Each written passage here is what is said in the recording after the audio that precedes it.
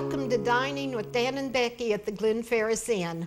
Only for this show, we're going to be at my house and we're going to talk about food preservation. We're going to talk about drying, freezing, and canning, and then we're going to do some simple canning recipes and make some pretty good things. Canning is not common today's society, but there are people who still do it. So while we are getting ready, getting all of our things out, let's talk about some of the reasons to can. When you're canning, what you want is to preserve your food to use during the winter.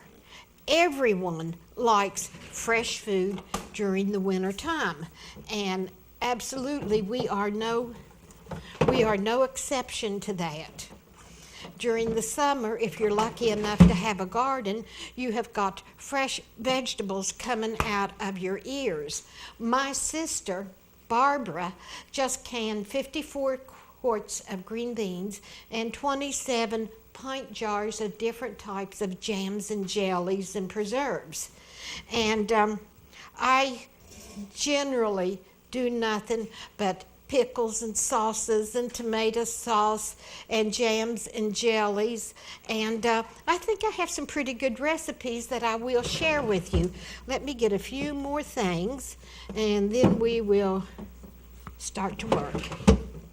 Now, before we do anything further, I'm going to take a few minutes out and go up in Dan's garden and pick some fresh vegetables for me to add to the stock that I have here. I will be right back, so get a cup of coffee, get some paper and an ink pen so you can take some notes, and we will see what all we can get up to when I return. Okay.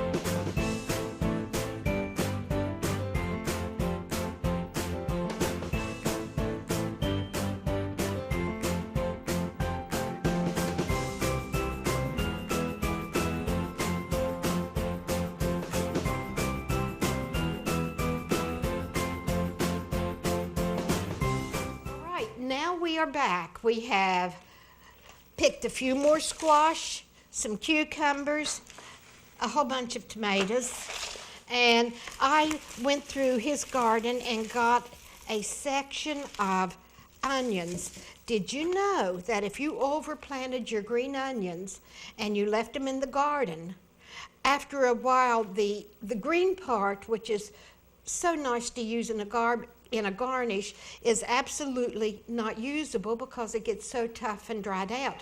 But if you wait until all of the green tops turn brown, you will get a fairly nice size onion.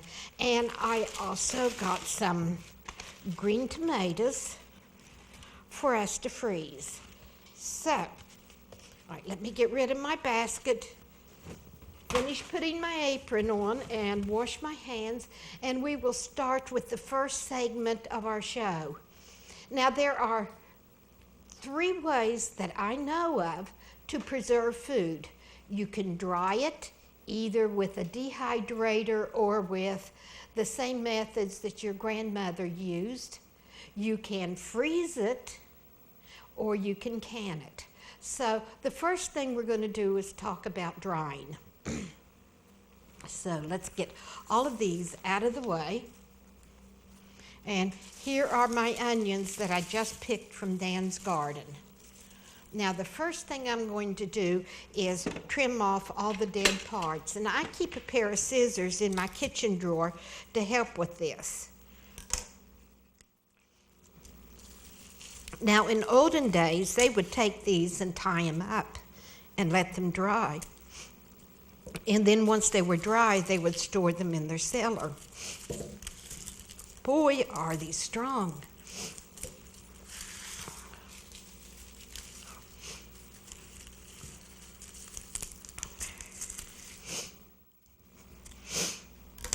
All right, I'm going to go to the sink and wash these off. And oh boy. And I'll be right back.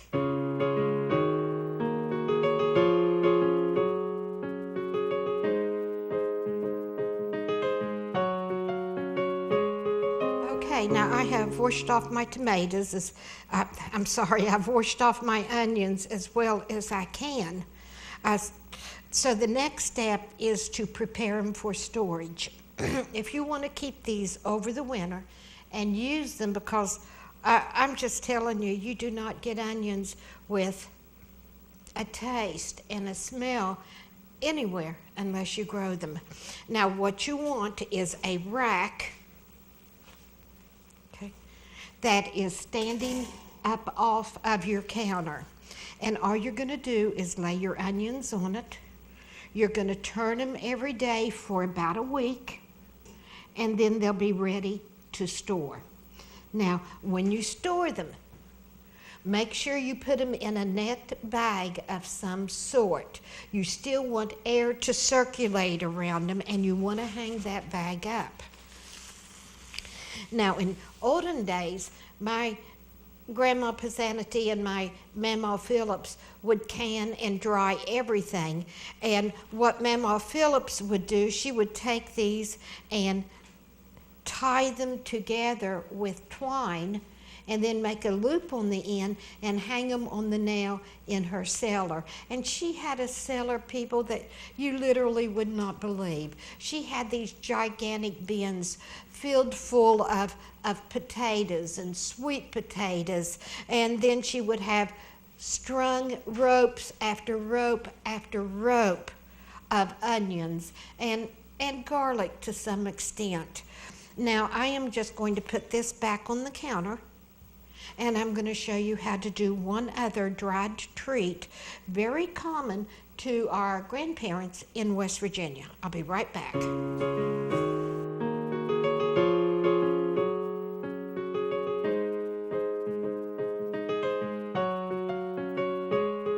And welcome back. Here we go again.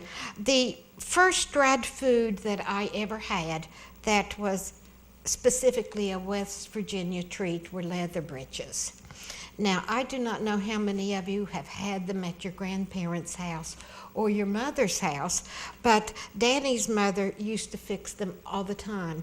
Now, these are half-runner beans from Dan's garden. They have already been washed and cleaned, so you want to string them. Do not break them. That will come later. So we're going to string 5 or 6 of these. Now, a half runner, in case you're not familiar with the term, is a bush bean that is very tender, has nice seeds inside it. This bean is called a polycotyledon, which means many seeds. And it just has a good flavor. You do not have to string them up on poles. Okay, let's say that we have strung a whole bushel of beans.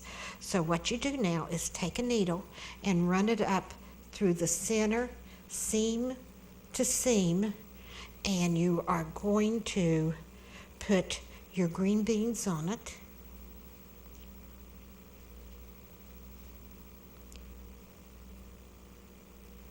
Boy, that went right through a seed. Try to miss the seeds. That'll make it easier for you. And you're going to make a rope of green beans. And after you finish these, you're going to make a loop in the top, and you're going to hang them and let them dry. Now, these should be fairly well in a dried space. Whoops. And you may want to use a thimble to help you after you've run into 2 or 3 of the little seeds that are inside. And you're going to continue doing this until you have your entire thread filled up with these. And I'll show you how to make the loop.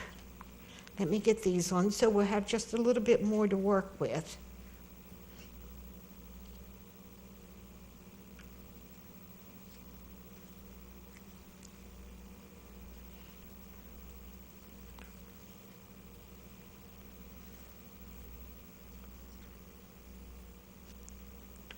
Okay, so let's pretend we've got 2 foot of these.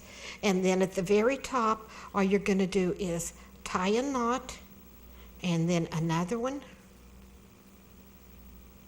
Much like a blanket stitch if you are into sewing or quilting or macrame. Any of those will do. So at the top of this, you have a loop, and you're going to slip it on a nail, and you are going to let these hang until they completely dry. Now, you have to make sure that they are completely dried, because after a week, week and a half, you're going to take them down, cut them in half, and store them in a clean, sterile, dry mason jar, and then put them in your basement. Now, when you take these out to cook, this is how you're going to cook them. You're going to take some regular bacon, and you're going to fry it. Then you're going to take the bacon out, and you're going to save the bacon grease. Now, if your grandparents or mother used country ham, you can do the same thing, but only you're going to have to add a little bit of oil to it. If they used fatback and you want that taste, and you can buy all of these at the store, then go to Kroger's or Foodland or wherever and get you a piece of fatback, cut it into strips, and fry it. Then you are going to get you a pan of water. You're going to put your dried beans in it with your grease, and then when it's almost done, you're going to put your bacon or your fried fat back in it. Now, you're going to have to still salt and pepper them, and don't use too much fat, because it just gives it a gross taste, in my opinion. But that is how our great-grandparents, great-great-grandparents, grandparents dried their green beans so they could have them all through the winter. They didn't have the canning processes we had, and this is what they did. So, let me get all of my beans out of the way.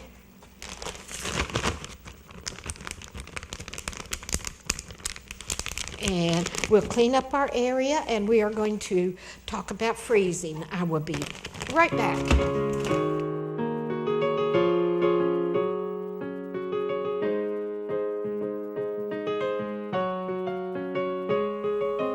Okay, I have chopped up, I have washed, cleaned, and then sliced some of the yellow squash and the zucchini that we just picked in Dan's garden.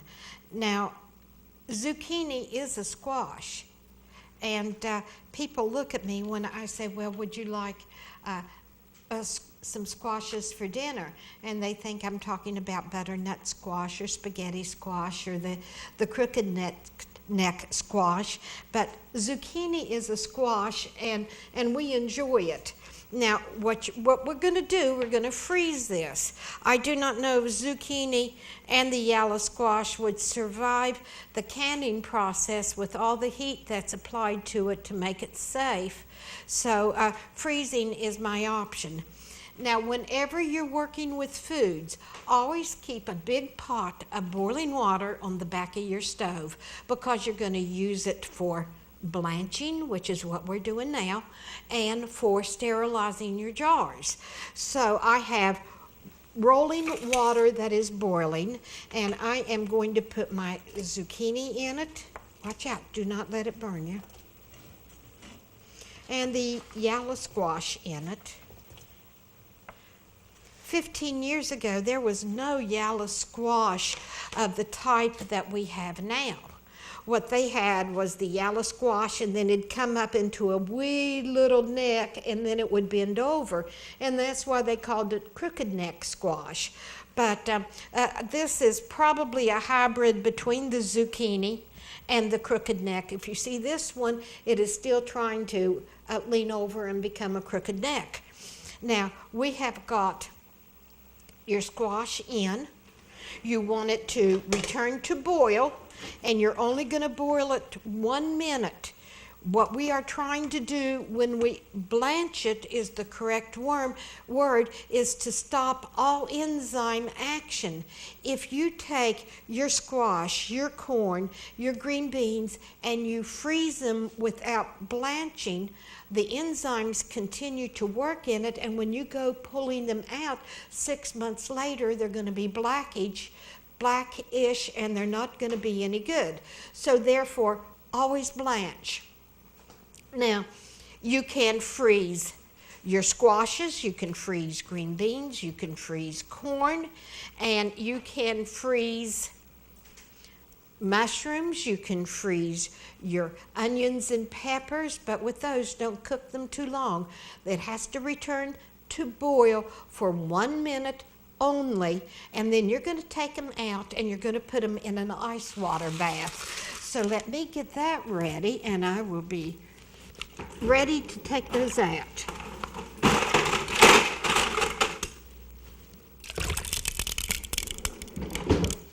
Okay, so here we go.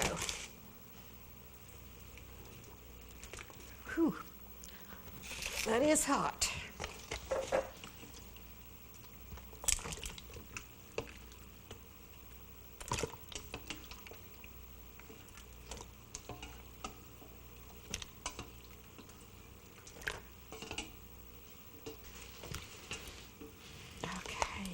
Now I'm going to take my knife and just stir it a little bit. I want these to get cold really fast.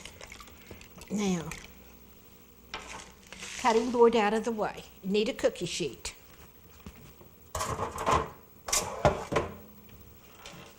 And parchment paper.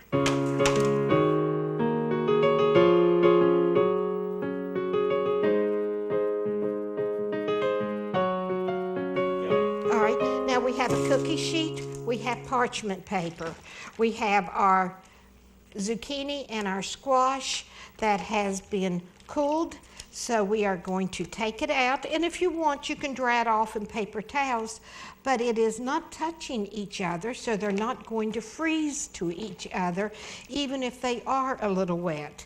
Now I do like to separate the zucchini from the squash. Now that is some cold stuff.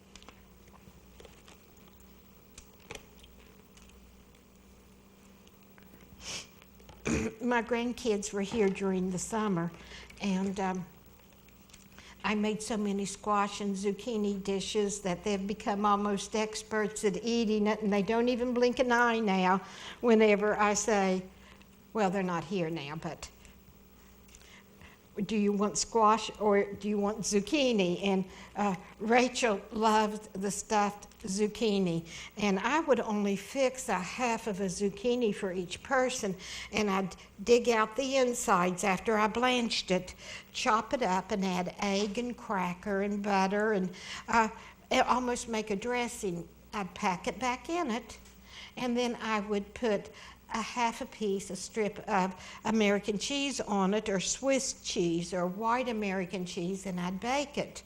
And she just loved it, and one day she ate 3 of them.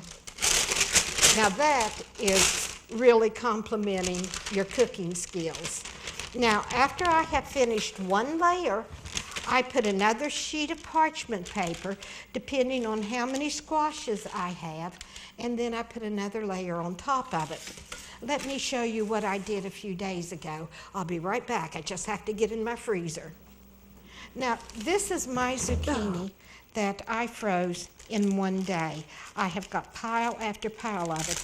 And all you have to do is pull it up, and then your zucchini comes off, and you can freeze this.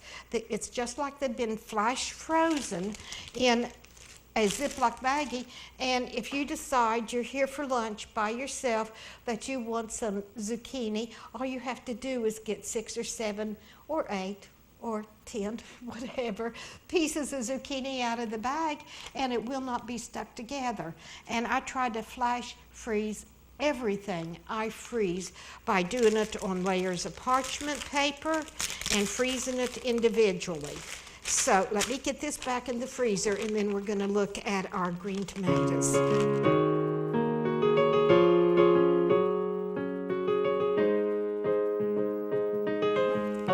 right, for the second thing that we're going to talk about freezing are green tomatoes.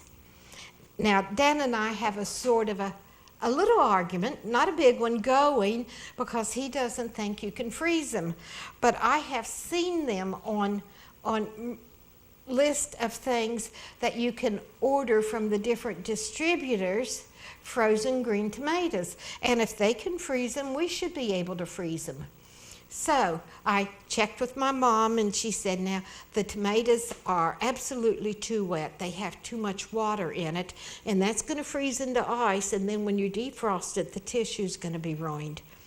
So I thought, well, I'll blanch a few and try them. And then I thought, well, why don't I just get on the internet and see what they recommend? And what I found was you're to take your green tomatoes at their peak, wash them, cut out the core. Now they have a little tool that will do this. I just don't have one, because I try not to ever buy anything that only has one purpose, because it's so easy to clutter your kitchen up with all these little tools. Right now I also take the bottom off.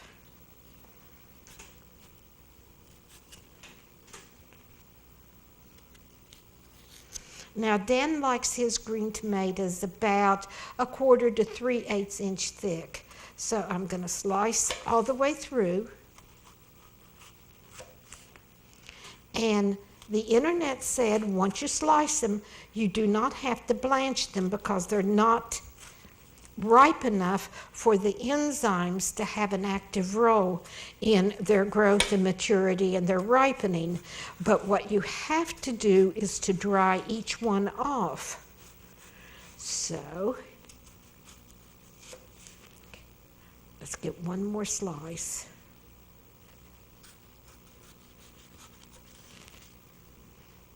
Okay, paper towels.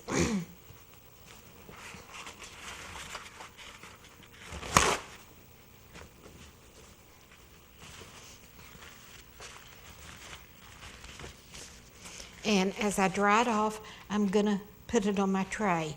Now, this may not work. I do not know, but they seem to have had success.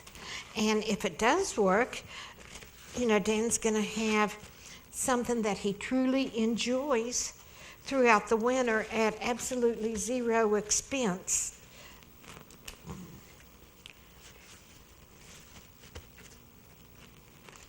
I think you have to dry them off to minimize the water damage. I don't know. But I'll let you know during the winter when we film how successful these were. And if we do it up here, then I can show you my preparing them. And then everyone can be their own judge.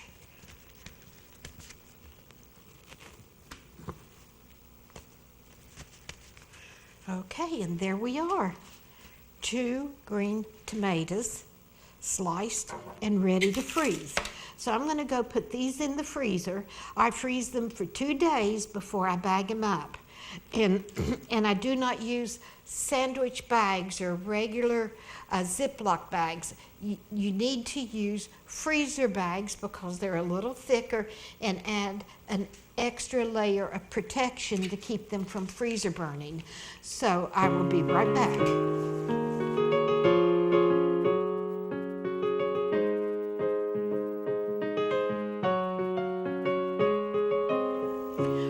Welcome back.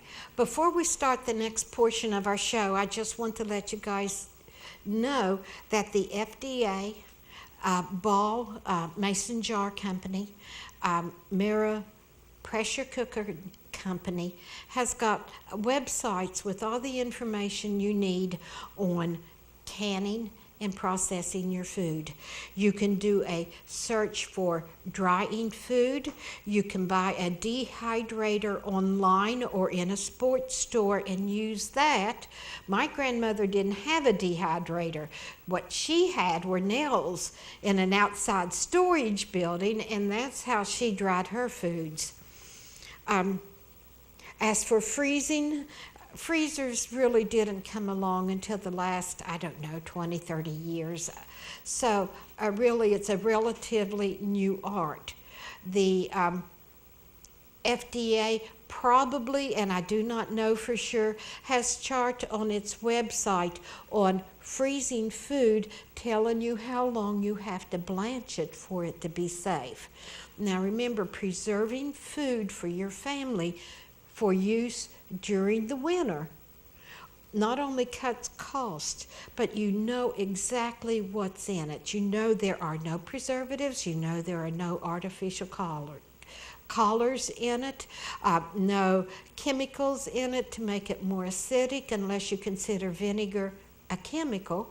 And even though it takes time and there is an initial expense because you have to buy your jars, which you will save and use from year to year, getting rid of the damaged ones and reusing the others. You have to have a storage area that's cool and dark, but basically it is not a bad thing to do. Now, we're going to start canning, and since I have a mountain of tomatoes, we are going to look at those. Now, I'm going to take these and pick out the best. Now, if you have one with a blemish in it like this, cut it out and then smell it before you use it. If the whole tomato smells bad and you're not sure whether you should use it or not, throw it away. Now I want to show you how to peel tomatoes. Oh, that's a very nice one. All right, first you're going to rinse them.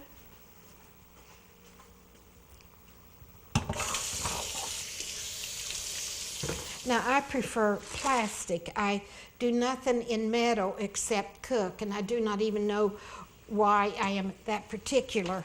You are going to cover them completely with boiling water. Now you do the same thing to peaches and nectarines and plums. All right, I don't quite have enough boiling water to cover it, so I am going to get some more.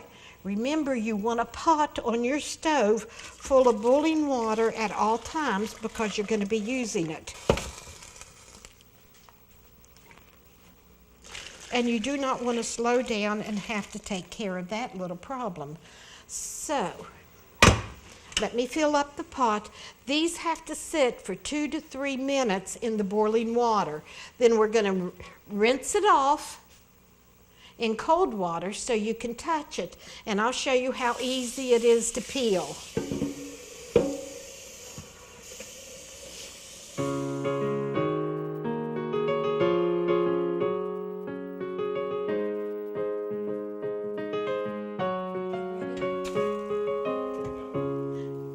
Okay, we've more or less filled our boiling water pot, and this holds, I would say, 3 gallons.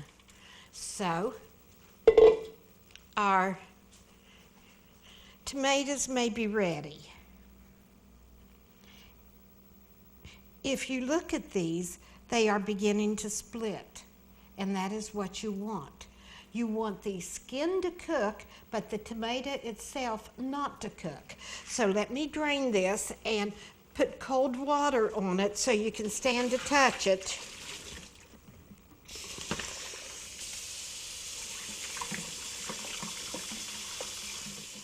All right, here we are. We have put boiling water on our tomatoes, and then we have rinsed them to where they were cool enough to handle. Do you see how easy that was to peel? So what we're going to do is cut out the stem, and sometimes if the tomato has a spot in it, I cut out the stem first, but most of the time I don't. Now what we're going to be making right now is salsa. So I know everyone has had salsa, so you want this cut in squares for it. So I'm going to slice it in half, and depending on the size of your tomato, that smells so good. I'm going to cut them into little cubes, and they're all different sizes, of course. And so here we go. All right, 4 cuts down, 4 cuts across. And then I'm going to put it in our bowl. Now this is going to be cooked, so it doesn't matter if I touch it or not. And I'm only going to do one more, and then I'm going to finish the rest of them while you guys take a little bit of a break. I have worked so long on my salsa recipes. I'm very proud of what we do have. It's when you first taste it, it's pretty sweet. And then as soon as you swallow it, you get the bite. And my daughter didn't quite believe me, and she took a spoon of it with a nacho, and she said, "Mom, that is really good." And then she went, and hot. So I told her that I would cut out some of the pepper this time, but it is a nice, very nice salsa. I'm going to work on a recipe over the winter for black bean and corn salsa. I do not know exactly what I'll do. All right, let me finish these and I'll be right back. To make our salsa, you need at least 20 good-sized tomatoes, and if they're small, you need to substitute 2 of them for 1. So just be patient with me a moment. I'll be right back.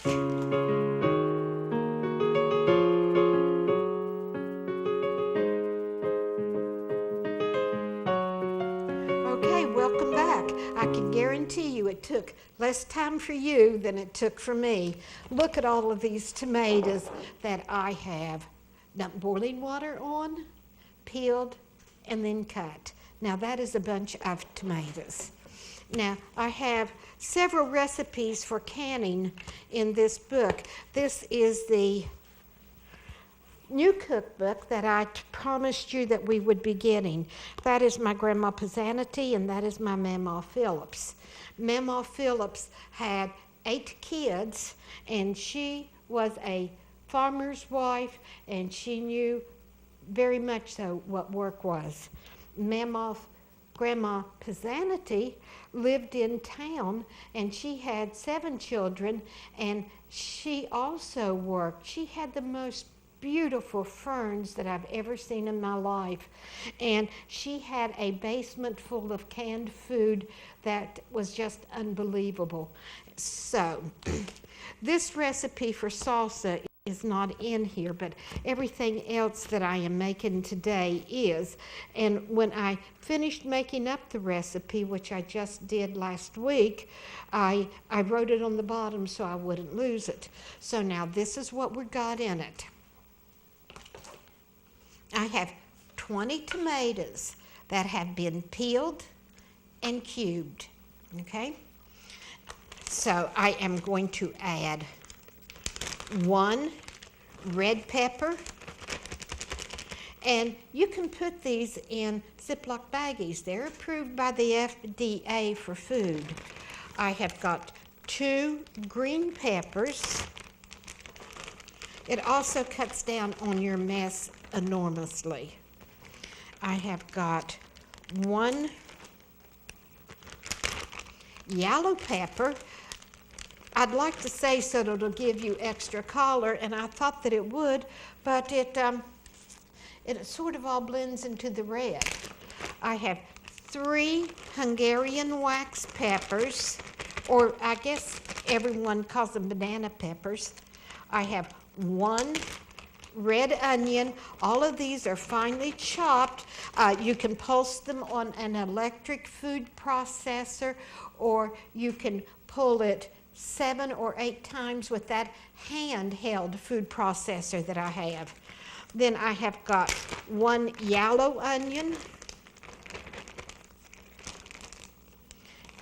Ooh, buddy, and 1 red onion. Now, before I go any further, I'm going to stir this really good.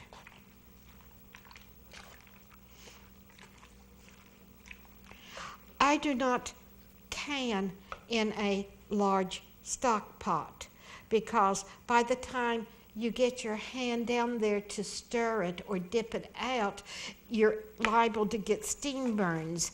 And I don't think there's a cook on this world that doesn't realize that a steam burn is as bad as any burn coming and going. Now, if you have a party going on or you want a fresh salsa, now this will not last but about 3 days in your refrigerator. Now, isn't that colorful? Very nice. Okay. You can do so, but to save it for up to a year, and you can only save these canned goods for 1 year. All right, 1/4 cup of brown sugar, 1/4 cup of white sugar, 2 teaspoons of minced garlic. Let me get my cookbook here. 1 tablespoon of salt. Sorry, that's why you use a recipe book, because I surely forgot the salt. 1 tablespoon. All right, 1 teaspoon of the ancho chili pepper, 2 teaspoons of the ground comino, 2 teaspoons of ground jalapeno, 2 teaspoons of the minced garlic, and 1 teaspoon of crushed oregano leaves. Now, there's only one thing we have to add in it, and that's going to be my surprise ingredient, but I'll tell you what it is when we get ready. Now, mix this up, and you're going to be stirring this off and on rather continuously. So,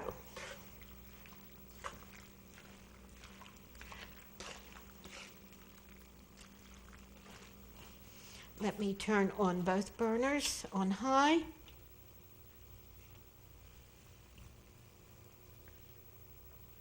I am going to move this pot.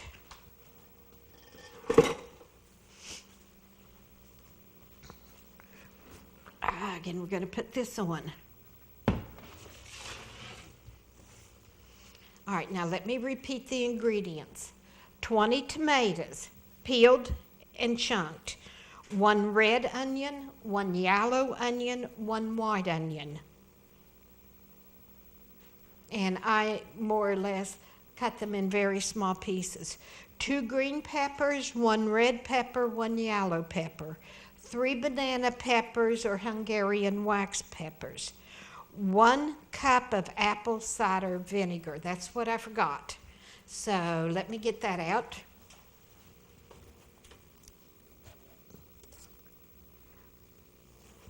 You have got to have vinegar to increase the acid level in this. These are called acidified foods, and this is how you do it. All right, this is a half. We're going to add a whole cup. You want a pH lower than 4.6. Then 1/4 cup of white sugar, 1/4 cup of brown sugar. Then 1 tablespoon of salt, 1 teaspoon of ancho chili powder, 2 teaspoons of ground comino, 2 teaspoons of ground jalapeno pepper, 2 teaspoons of minced garlic, and 1 teaspoon of oregano leaves. Now, all we are going to do is let this stir. Okay, we're going to let it cook, and we are going to heat it. The Department of Agriculture in West Virginia says to heat it to 187 so that your vegetables will still preserve their integrity. Now, you all understand that tomato is not a vegetable, it's a fruit, according to the classification system we have now. But the onions and the green peppers are vegetables. So what you want is to cook this to vegetable safe. You want it to 170 degrees. I'm sorry, you want it to 187 degrees. That is the point in which most bacteria is killed. But now I cooked mine to 200. Now, the thing about this is that you cannot use a meat thermometer to determine the temperature. If you put this in, once it starts simmering, all it's going to do is fall in it, and it'll become a source of a contamination. So, what I use and these have been freshly washed, are my candy thermometers. These have the little hook where you can hang them on the edge of the pan, and it will not be falling over, contaminating anything. Now, if you look at the different kinds, all right, we have this one. And when you go to get this one off, when you touch the glass and you touch the metal strip that goes around it, you may burn your fingers. So I try to buy the candy thermometers that has the wooden bead on it, so when you go to get it out, all you do is pull the wooden bead. Now, these thermometers have got Fahrenheit as well as Celsius. It has got all of your regular candy temperatures marked, such as soft stage, medium stage, hard stage. But for us, what it has is our temperatures starting at 100 going all the way up to 350. Now, you do not need this to 350. What does the State Department of Agriculture say? It says 187. And so I cooked mine to 200 because I'm a little bit paranoid. I just want to make sure that there's no bacteria in there that'll make my family sick. So I'm going to wait till it starts simmering, then I'm going to put in a candy thermometer, and then we will go from there. So let me give this a stir, and while it's heating up, I'm going to check my water, okay? And what we're going to do now is start pickles. Okay, let me get these in the sink and these in the trash, and I will be right back.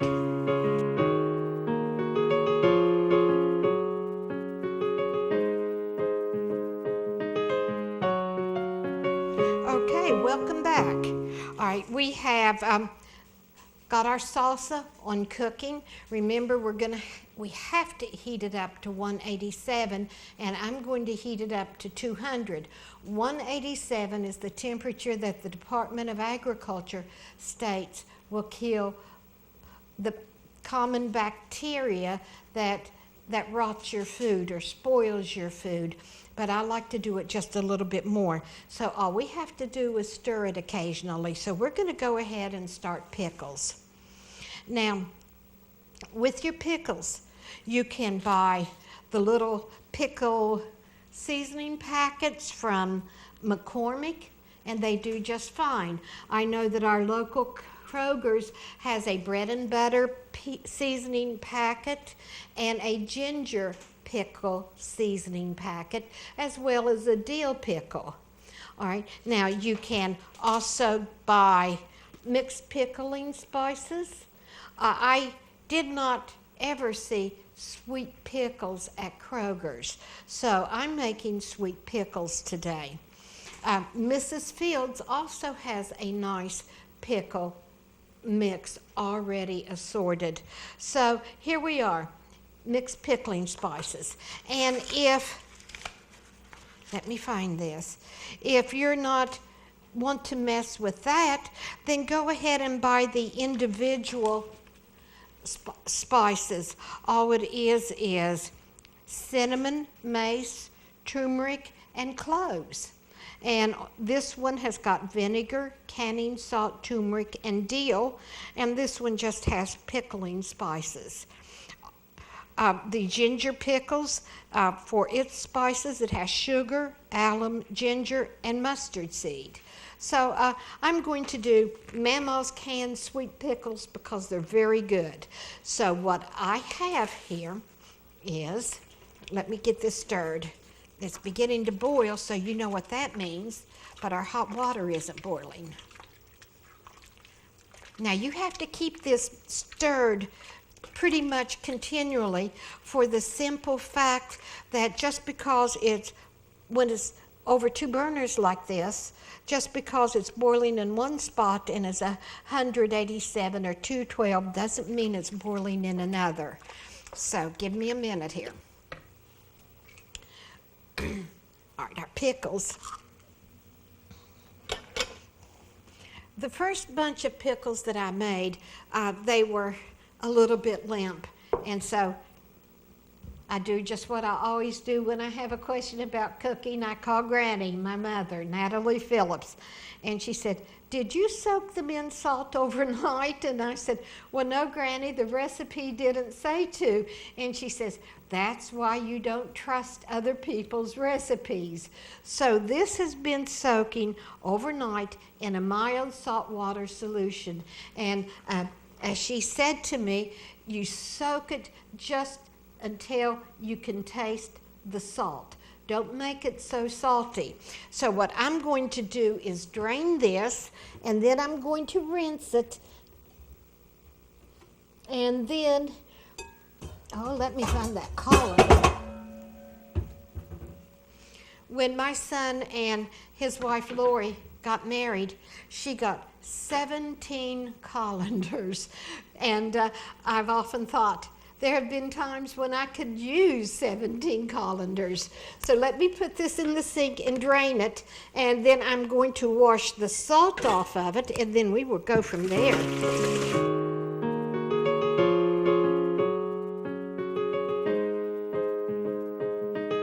All right, so here we are. Our pickles that have been sitting in a very mild salt solution for at least 12 hours. Now, Mama's recipe says 20 medium cucumbers. I don't quite have that many. I know I don't. 8 cups of water. Since I don't have that many cucumbers, I'm going to cut it down to 4. And then she wants 4 cups of vinegar. So here we are. 4 cups of water.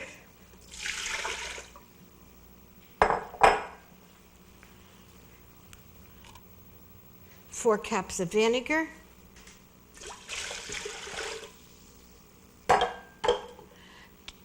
1 cup of sugar,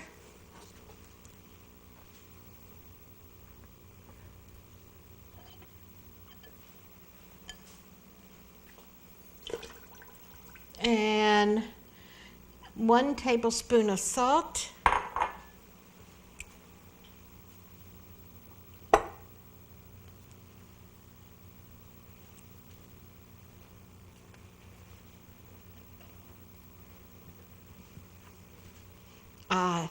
it's in the bottom here, and 2½ tablespoons of pickling spices. Now I'm going to put this on here and let it heat.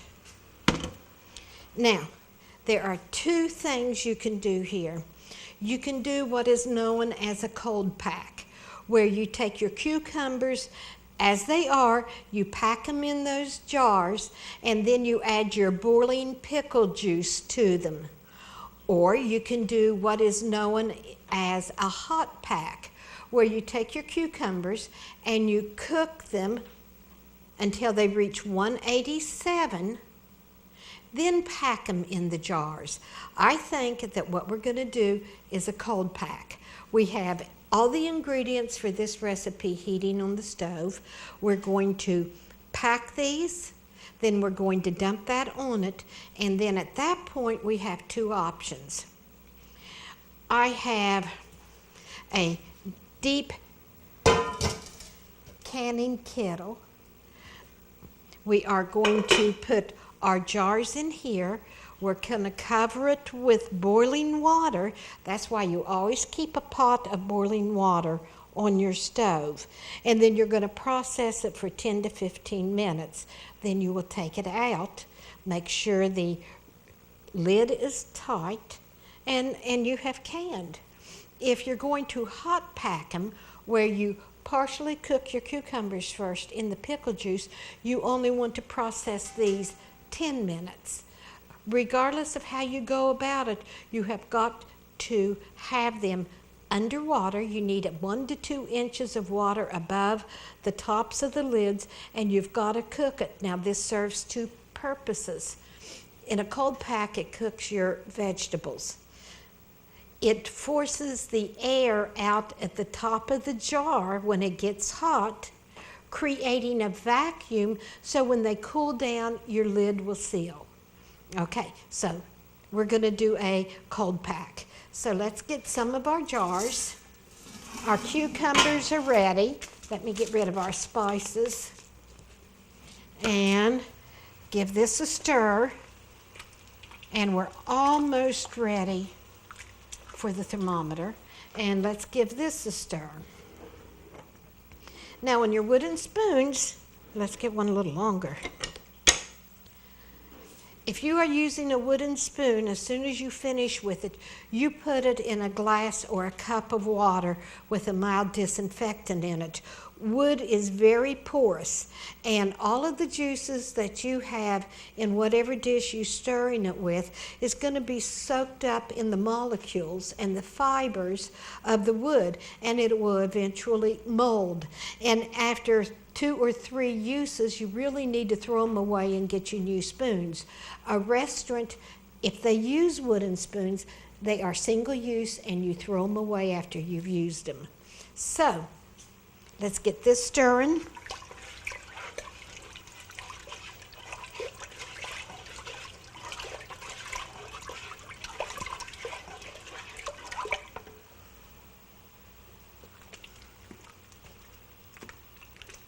Right.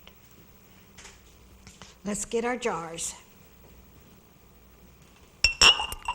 Be careful carrying these. These have been washed and sterilized. Well, not sterilized, but they have been washed. And let's get some paper, some real towels. So this is what we're going to do. Our water is boiling in the back. You have got to completely sterilize these jars. So let me go get a pan that I can put them in. Put the lids on so we can dip our boiling water on them to sterilize them. I'll be right back. You get a cup of coffee while I go get it.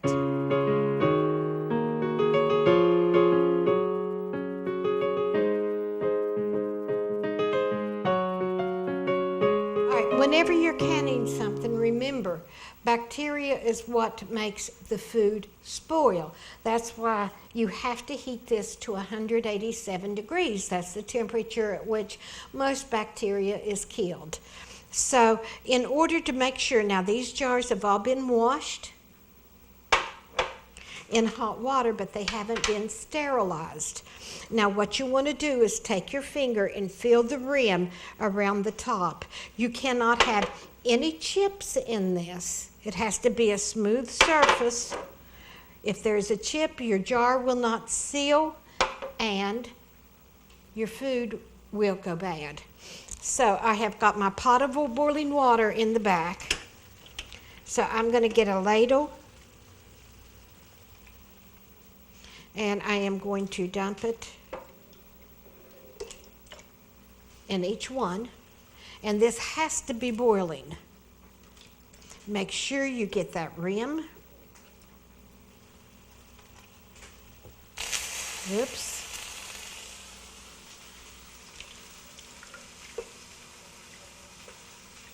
And then we are going to put them in our lids.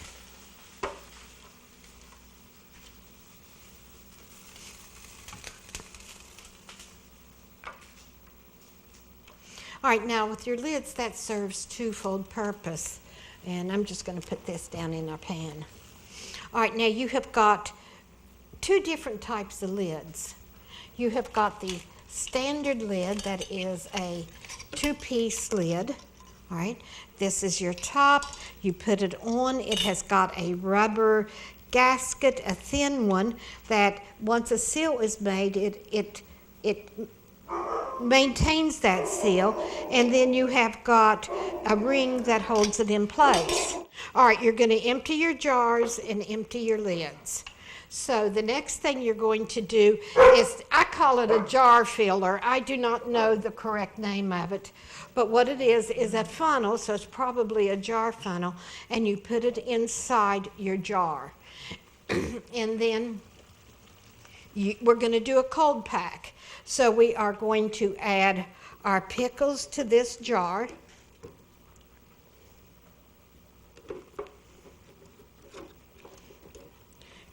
You're going to use a spoon and push them down.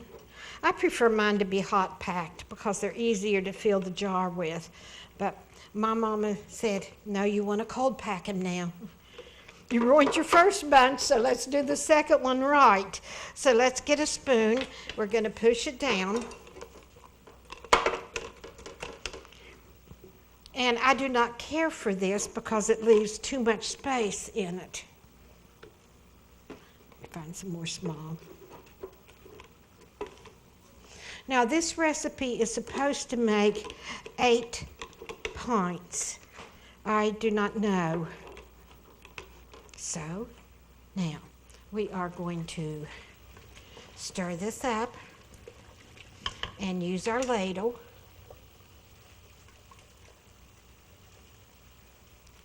And completely fill it. Now this is going to take a lot of that pickle juice. You want it filled up to the first ring. Now when I'm making chow chow, and I'm sure everyone here knows what I'm talking about, I put all of my spices in a, well, it's a coffee filter, and I tie it, and I let it simmer in there for some time. Do not set this down, guys. You don't want to incorporate germs back in it. Now you're going to use, I use a paper towel. You can use a clean cloth, and there we go. That jar is hot. Now you are going to put it in your canner, and you have no choice to do this. One, your cucumbers haven't been cooked, and 2, you want to force as much air out of that top of the jar where there's nothing in it as possible. Then when it cools down, it forms a vacuum and your jar seals. So that is what you want to do. All right, we're going to empty the water. We're going to pack the jars. We're going to continue packing until we get it full. You are going to use a spoon and try to pack them down into the edges. Now it's easier when you're doing a hot pack because they're a little bit softer. And they have a tool to help you with. In fact, this is it. This is to get the air out of the jar and to help pack the vegetables down because it is so thin. Let's get a few more.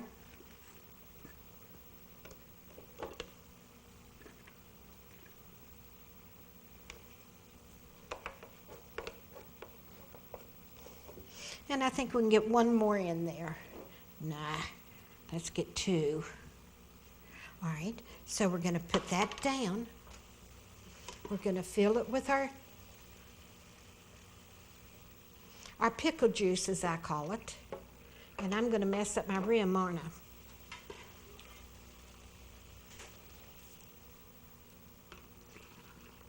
I? Okay, just a little bit more.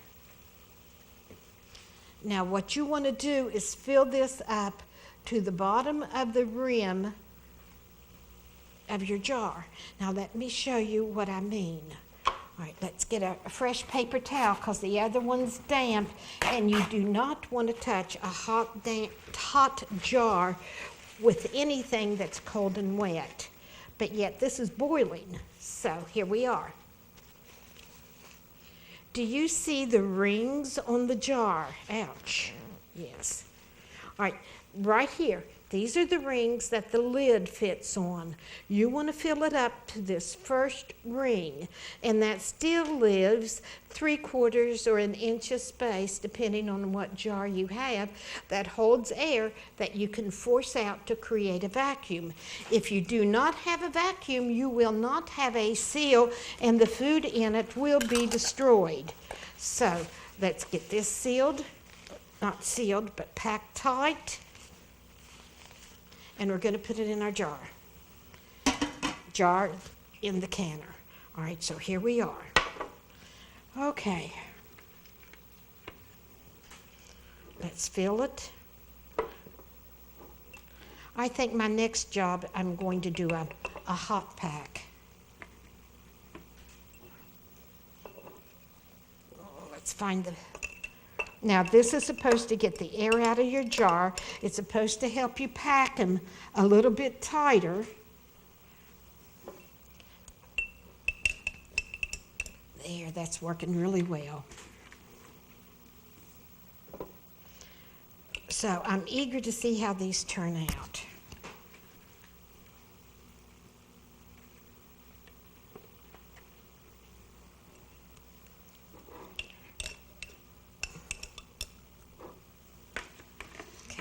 See if we can find some.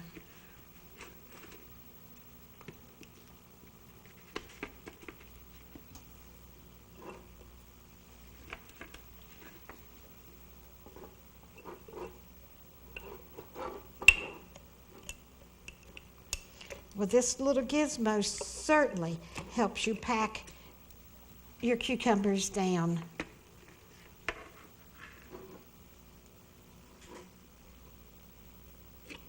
Okay, let's get some pickle juice on it, and then we're going to finish up some of our salsa, and then we're going to make some frog jam. For any of you who have never had frog jam, it's a delight to make and a delight to eat. Oh, I put too much in. There. Now, where do you want to fill this? You want to fill it to the bottom of that first ring you come to as you're filling your jar. Make sure the top is wiped off and put that lid as tight as possible. And there we are. All right, now give me a few minutes to clean up my mess, and we will finish the salsa and can some of it. Okay, I'll be right back.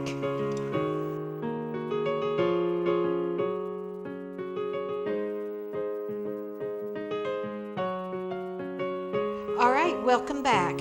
All right, we have done our pickles, so now we're going to do some salsa. First thing you want to do is check the temperature. It's almost at 200. So I need to put my secret ingredient in, which I would not have believed it. I really wouldn't have, but it's tomato paste. This is what makes all of your juices a little bit thicker and everything hold together. So we're going to put in 2 cans of tomato paste. So if you're taking notes, make sure you add that to it.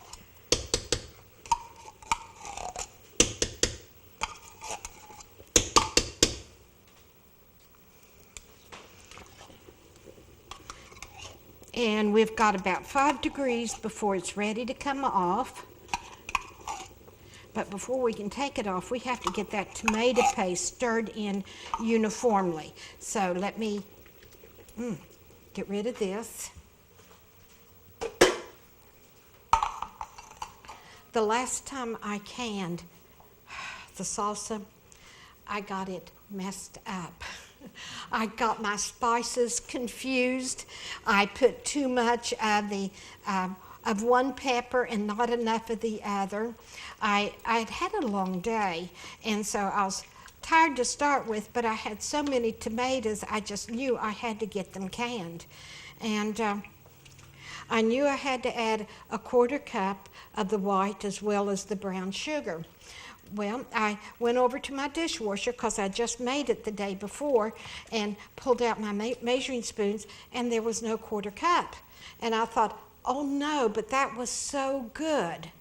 So I emptied the dishwasher, and I had a 1/3 cup. So I put a 1/3 cup in it. So not only was the new batch too sweet, it was just about as spicy as anything I've ever tasted. So this time, I made sure that I followed that recipe. And, all right, it's cooled down a little bit, so that'll give us enough time to do our jar. I had taken some of this to my daughter's house, and her husband said, boy, that is good. He said, spicy but good.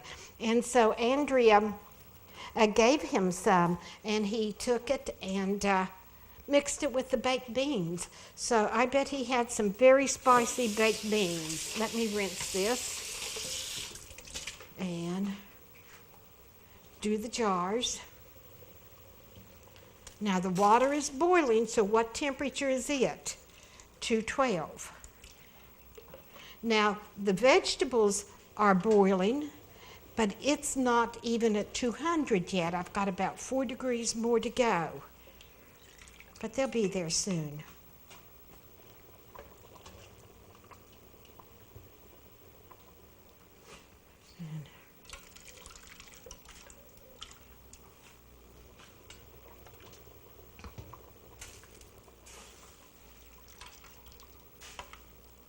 Okay, I'm going to add one more on the lids. And then I'm going to have to turn down that fire a little bit.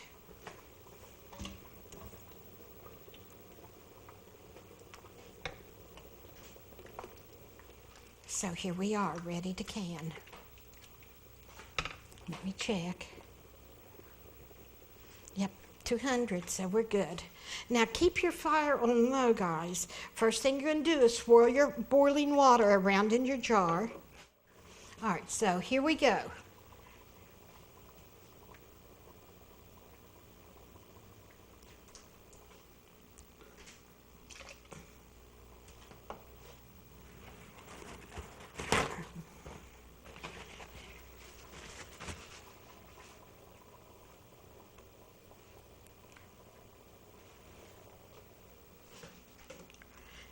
Now, how far do we fill it? We fill it to the very first ring we come to as we fill the jar. Okay. Then you're going to take a clean paper towel. I don't use cloths for this part, even though I have a bunch of them I can use. I don't use them because you just go through them too fast, and I want to make sure that they are absolutely letter perfect, and it's better to clean my jar with this. Look at that, isn't that pretty? Than it is with the jar. Now, swirl your water around and dump it out. Put in your funnel, for lack of a better word, and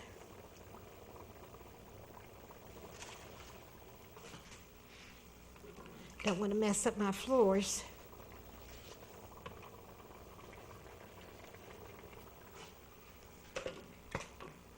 All right, almost ready.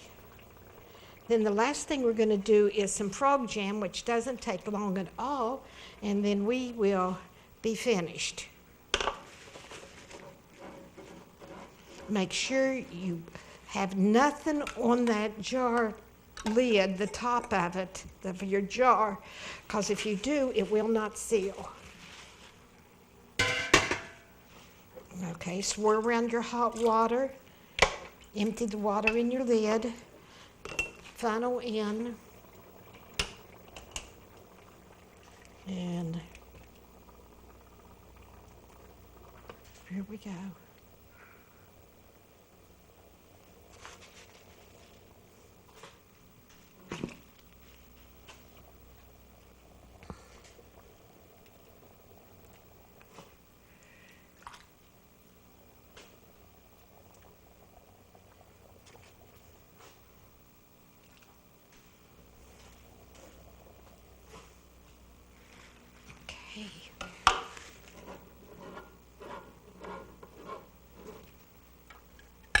And there we are with that. Okay, one more thing to do, and it won't take long, guys. Okay, I'll be right back.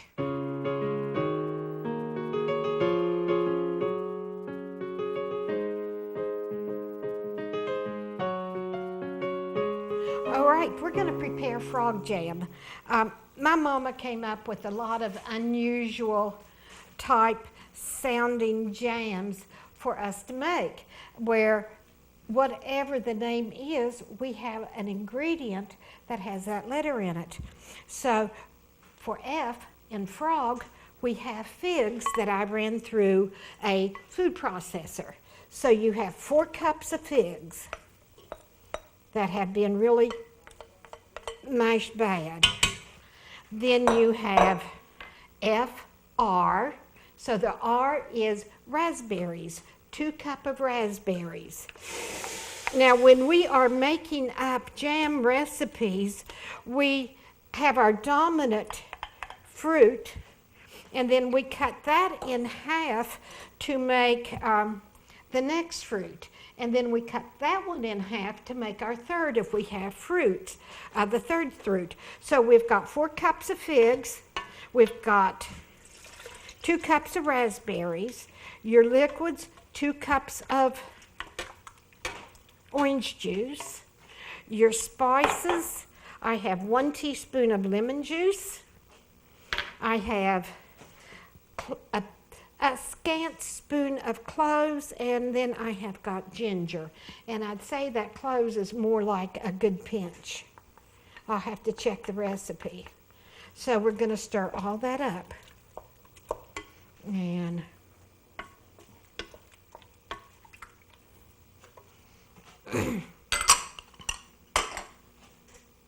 then I've got 1.5 cups of sugar.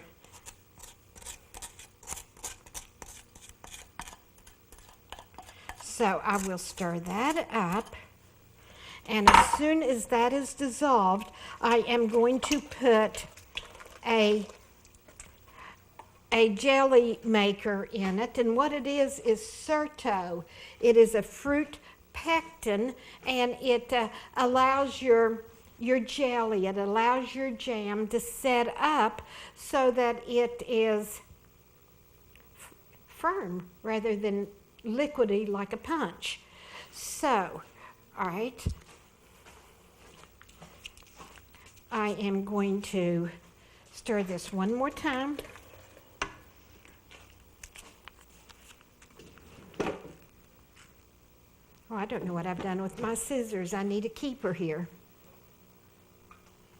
Ah, here they are.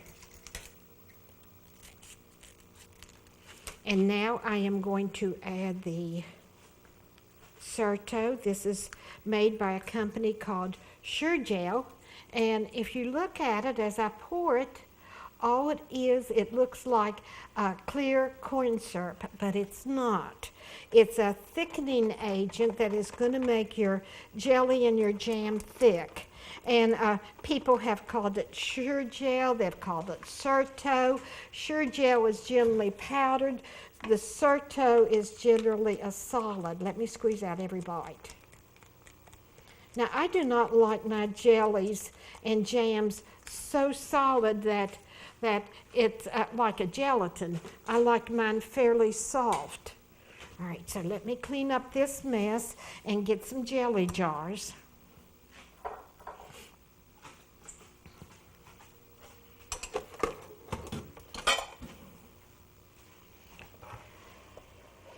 See, it's already thickening. You've just got to love this.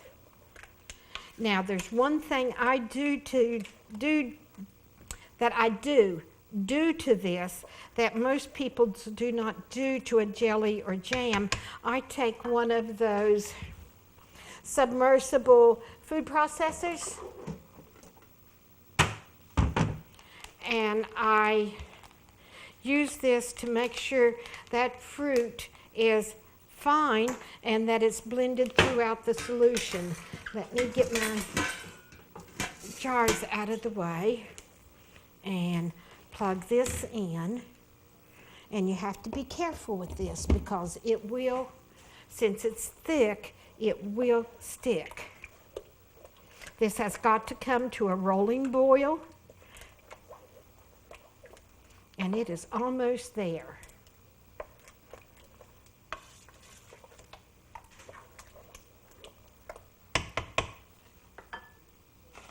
All right, now let me just take this off of here and mix it up a little bit.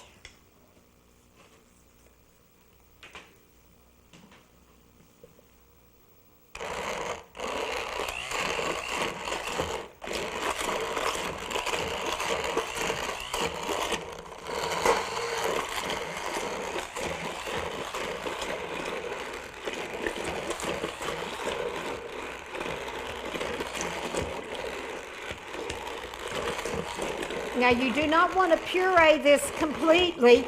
You want chunks of fruit left, but you don't want them so large that when you bite into it, that's all you get.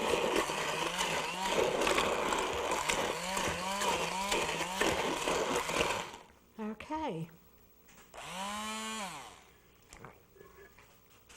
Let me put this on the sink. And back on the stove. And this is almost done. Now, do you remember the ingredients? Frog is the name. So it was figs, raspberries, orange juice, and ginger. Your spices were cloves, plus the ginger, and a teaspoon of lemon juice. So here we are.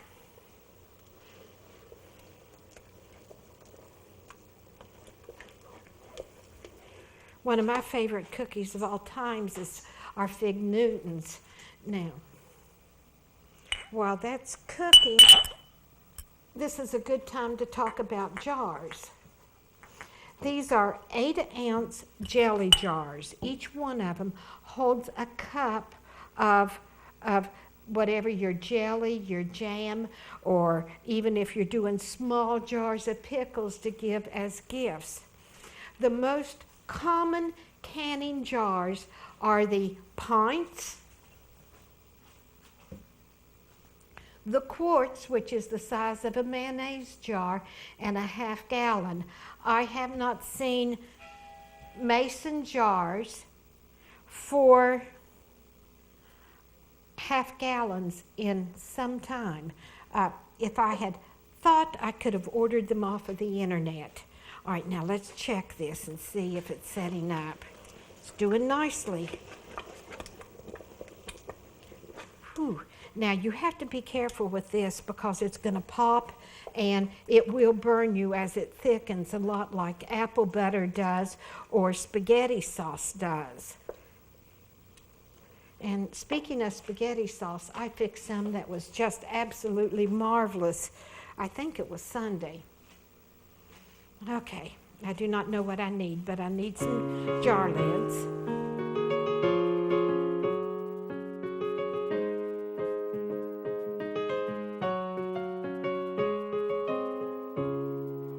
Well, welcome back. We're ready to do our last bit of canning, and then I have a few words of caution for you and a few words of thanks. So let's go ahead and do what we do, which is going to be sterilize your jars. Now, I've already felt the rims on all of them. There are absolutely no cracks.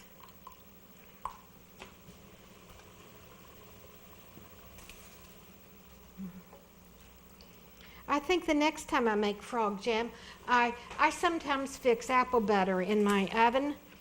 I fix the applesauce the day before, and then the next day I take the applesauce and I process it into apple butter.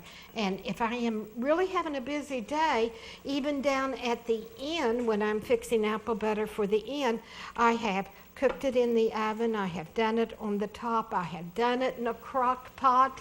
The only thing I haven't done it in is a copper kettle outside. And one of these days, Dan Hill might buy me one. We'll see. So let's get this stirred. Oh, how nice. Wait till you see this color and the smell. It is just marvelous. All right, so here we go. Oh, I don't want that on my counter. All right, you're going to take your jar and you're going to swish your boiling water around in it. You are going to pour the water from the lid. Then we are going to, now make sure you clean this. Most people do not can 3 or 4 things in one day. And so you'll run it through the dishwasher. I've washed it. So here we go.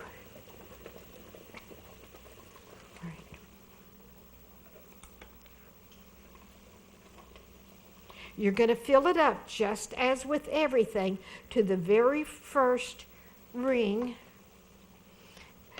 Put it in your pan, clean paper towels, Then your lid. You're going to tighten it up. Now look at that, how pretty. All right.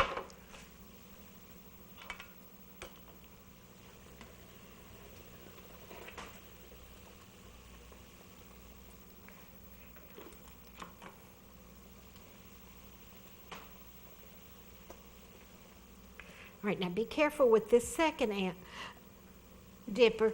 This is not a 16-ounce jar like that. So instead of it holding 3 whole dippers full, it's only a little bit. It's 1 dipper and then maybe a third. All right.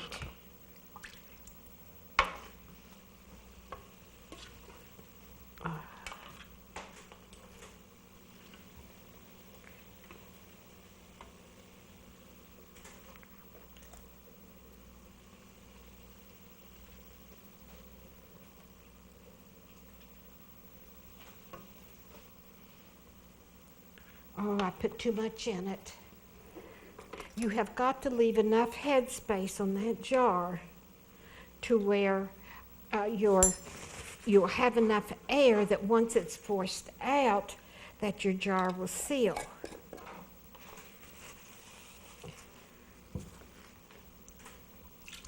All right, last one we're doing. All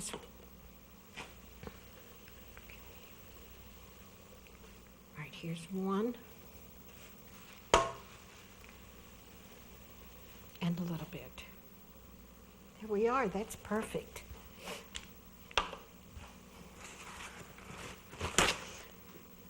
All right, your jar rim, your jar lid, tighten it up, and then we are going to put it in our canner with everything else. Okay, and then we are going to put that on the stove.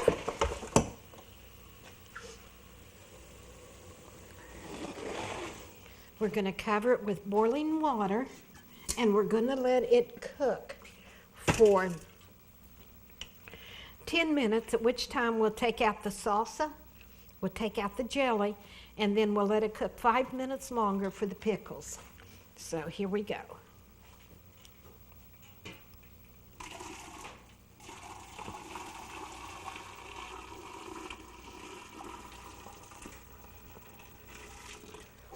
Ooh, that is one hot pan.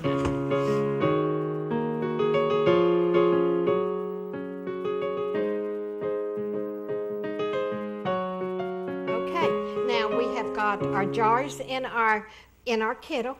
We are going to put a lid on it because you want this to be a contained environment where everything in it is 212 degrees. Now in 10 minutes, we're going to take out the salsa and we're going to take out the jelly. And lo and behold, they have got these little tongs that you can pick up a jar with and not burn your hands.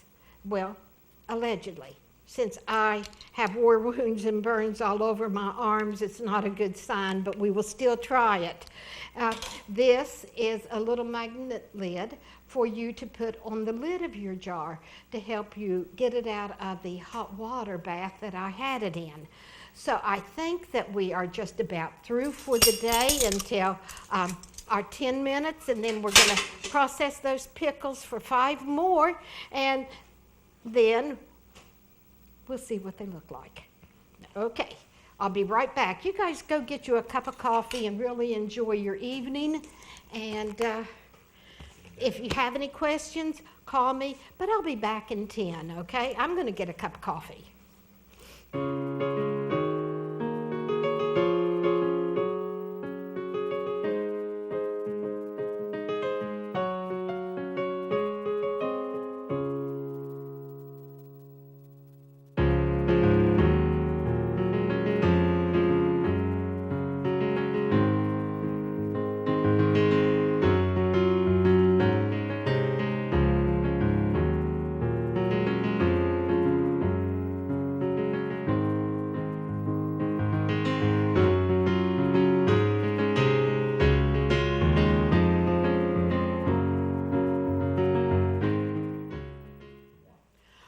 welcome back. Our timer went off, so it's time to pull our produce, freshly canned, out of our deep water bath. So you're going to use tongs or something similar that's made especially for removing jars from water. And just look at that. It lifted up just as pretty as you please. So there is our salsa.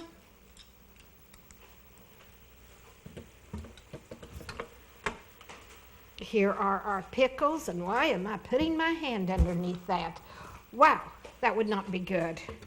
And here is our jelly.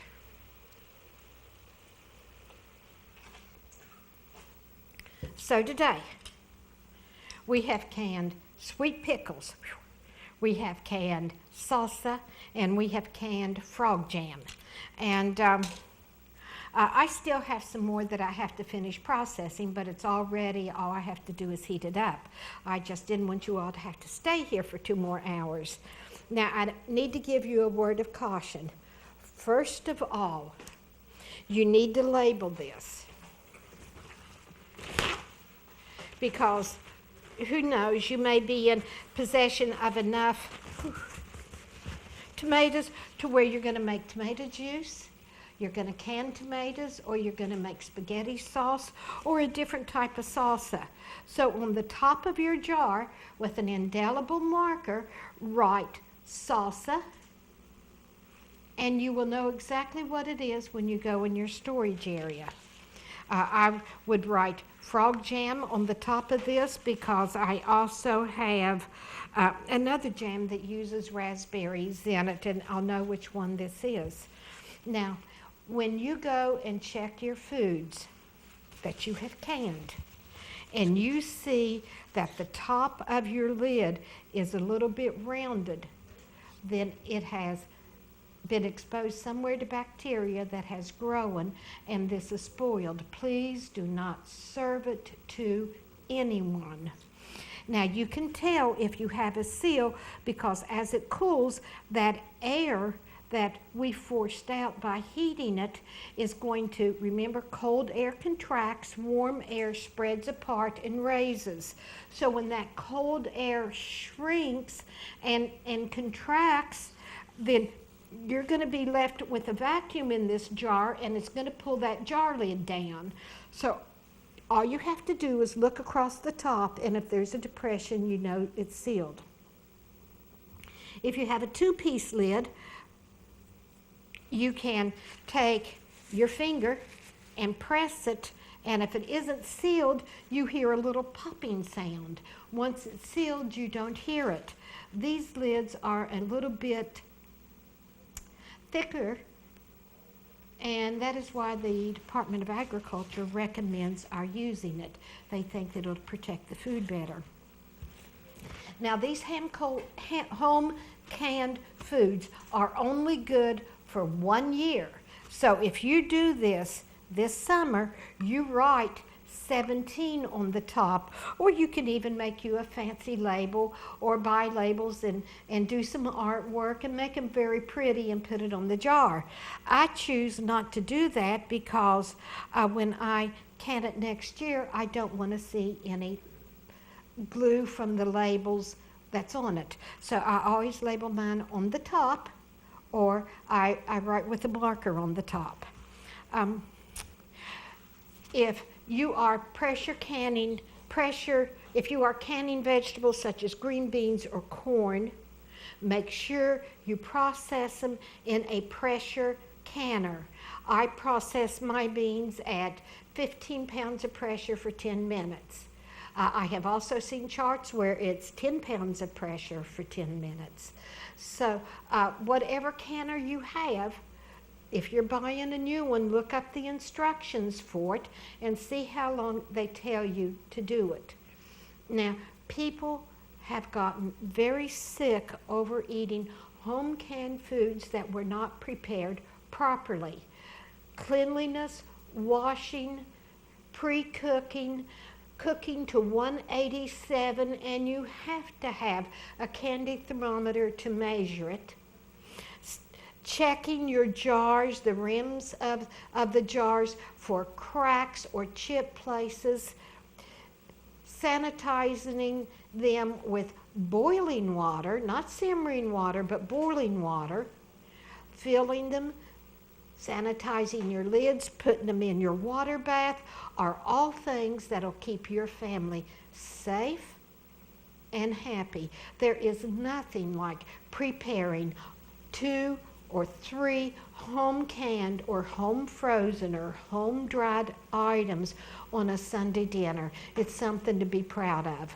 Well, I need to go clean up a mess. That's the worst part about canning. So let me get to it. Thank you guys for watching, and we will see you next time. Bye from Becky, dining with Dan and Becky at the Glen Ferris Inn, only here at her house, canning. I'll see you next time. Bye-bye.